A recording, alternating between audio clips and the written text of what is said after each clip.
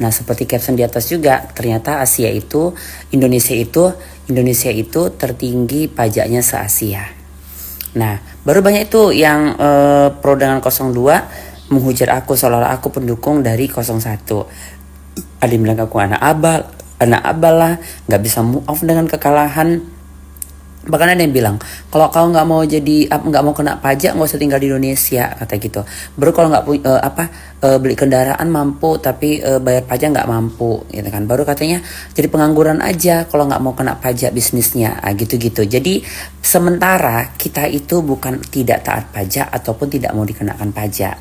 Justru semua kendaraan Ratu Entok itu pajaknya hidup dan beres. Tapi kenapa Entok berat dengan pajak jadi 12% bukan soal siapa presidennya, tidak. Tapi kenapa kebijakan pemerintah ini semakin hari semakin memperberat rakyat. Bahkan dibilang dia itu kan sudah memang jadi rutinitas dan jadwal rutinitas Indonesia. Mau siapapun presidennya pajak tetap naik aja. Justru yang mengesahkan 12% ini si Amin, bukan Prabowo. Nah, aku kan tidak bahas nih siapa presidennya. Tapi maksudnya gini loh. Gini banget. Kalau memang kamu menganggap suatu presiden kamu itu adalah presiden yang bagus, ayo dong buktikan dia itu bukan makin mempersulit rakyat dengan menaikkan pajak. Dengan dinaikkannya pajak itu akan berdampak ke semua aspek, termasuk sembako. Jadi untuk rakyat miskin pasti semakin terjepit. Nah, kalau dibilang aku beli mobil mampu tapi bayar pajak berat, bukan pajak kendaraan yang aku pusingkan.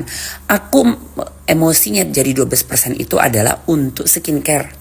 Kalau aku punya kendaraan, aku pakai jalan, aku mau berbarang mewah ya, barang mewah kan, mobil ini kan tergolong sekunder,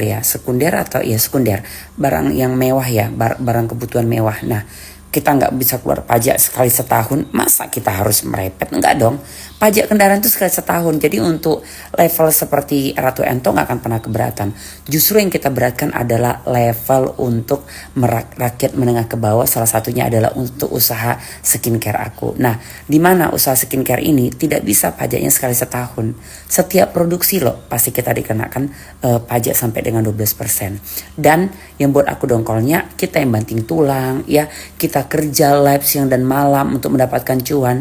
Pemerintah enak-enaknya mengambil pajak kita untuk hedon keluarganya. Itu yang kita permasalahkan. Kalau pajak bangunan ya, IMB bangunan kita, pajak kendaraan kita, ngapain kita harus berat, ya kan?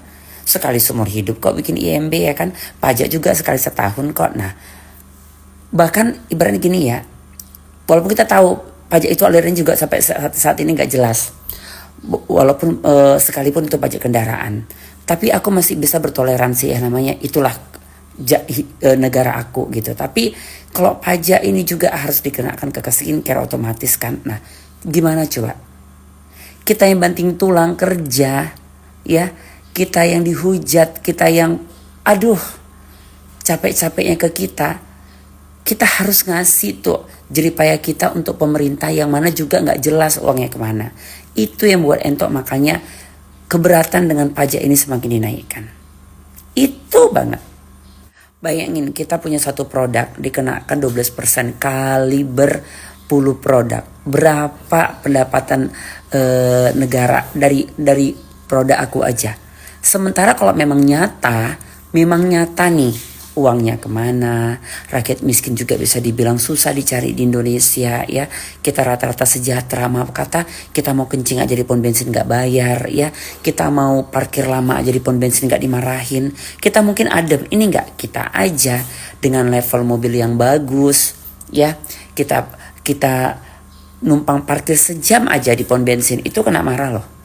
Aku semalam on the road, numpang tidur sejam aja nunggu sahur di pom bensin, kita pribumi, plat mobil kita hidup, kita ditegur loh sama manajemennya. Gila kan? Sedih kan? Sedih gak jadi warga Indonesia? Sedih. Itu yang buat aku makanya kenapa ya, apa yang kalian banggakan kalau pajak juga tetap naik? Sementara sudah jadi rahasia umum, tidak ada pekerja pajak yang miskin.